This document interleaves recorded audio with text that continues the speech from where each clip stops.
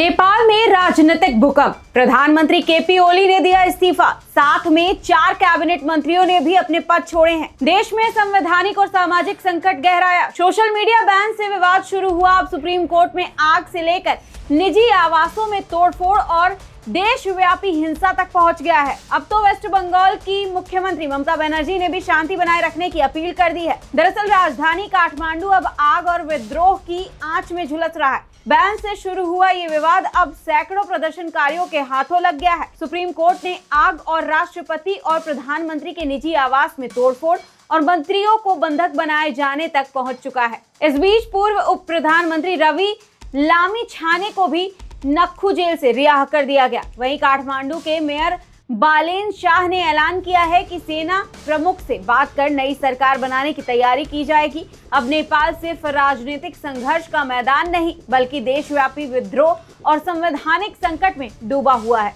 ये हिंसा समय के साथ और भी ज्यादा उग्र रूप लेती जा रही है, जिसमें जान माल के साथ साथ तमाम तरीके की संकटों का सामना भी आम जनता को करना पड़ रहा। अब बताते हैं कि हिंसा कब और कैसे भड़की। सोशल मीडिया प्रतिबंध और नाराजगी से शुरू हुआ ये आंदोलन सोमवार को अपने चरम पर पहुंचा, जिसमें 19 प्रदर्शनकारियों की मौत हो गई थी। जिसके बाद भीड़ गुस्से में काठमांडू की सड़कों पर उतर आई। वहीं राष्ट्रपति और प्रधानमंत्री के निजी आवास भी फूंक दिए गए। मंत्रियों को घर में ही बंधक बना लिया गया, जिन्हें हेलीकॉप्टर से रेस्क्यू करना पड़ा। वहीं मंगलवार को प्रदर्शनकारियों ने सुप्रीम कोर्ट में आग लगा दी और संसद भवन में घुसकर संविधान और सरकारी कागजात को नुकसान पहुंचाया। इस आगजनी और उग्रवाद की तस्वीरें न केवल बिगड़ते हालात को बयान कर रही है, बल्कि कई सवाल खड़े करने के साथ देश और दुनिया को भी चिंता में डाल रही है।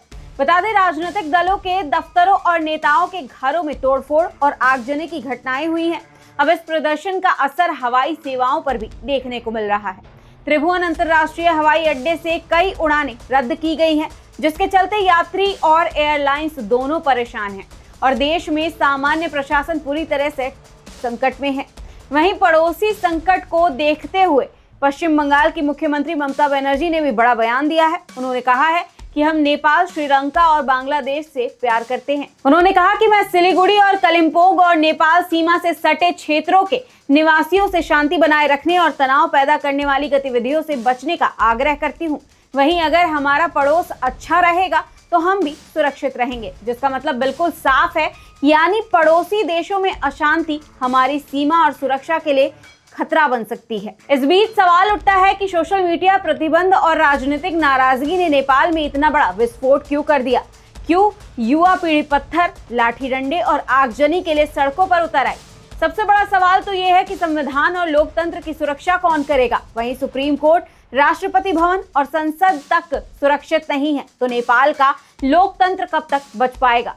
हवाई अड्डों पर उड़ानों का रद्द होना क्या सिर्फ यातायात की समस्या है या संकेत है कि देश का सामान्य प्रशासन पूरी तरह से संकट में है? बता दें, नेपाल अब सिर्फ राजनीतिक संघर्ष का मैदान नहीं है, बल्कि संपूर्ण संवैधानिक और सामाजिक संकट में डूबा हुआ देश बन चुका है। सड़कों से लेकर सुप्रीम कोर्ट और हवाई अड्डों तक हिंसा और अराजकता फैल चुकी है। प्रधानमंत्री के इस्तीफे और कैबिनेट के बिखरने के बाद अब देश की नई सरकार और सेना और नागरिक नेताओं की कोशिशों पर सबकी नजरें बनी हुई हैं। लेकिन सवाल यही है कि क्या नेपाल में लोकतंत्र बच पाएगा या शक्ति, संघर्ष और हिंसा के बीच संविधान ध्वस्त हो जाएगा? यही है नेपाल की नई राजनीतिक हकीकत, आग, विद्रोह और संवैधानिक संकट का लाइव ड्रामा, जिसका असर सिर्फ नेपाल ही नहीं बल्कि पूरी दक्षिण एशिया की सुरक्षा और शांति पर भी पड़ सकता है। आप क्या सोचते हैं इस मामले में और इस आगजनी को, इस उग्रवाद को आप किस तरीके से देखते हैं? क्या सोशल मीडिया बैन करना इतना बड़ा अपराध हो गया कि पूरे संसद भवन, सुप्रीम कोर्ट या फिर नेताओं के घर को आग लगा दिया जाए? क्या ये मामला इतना बड़ा था जिसके लिए सबको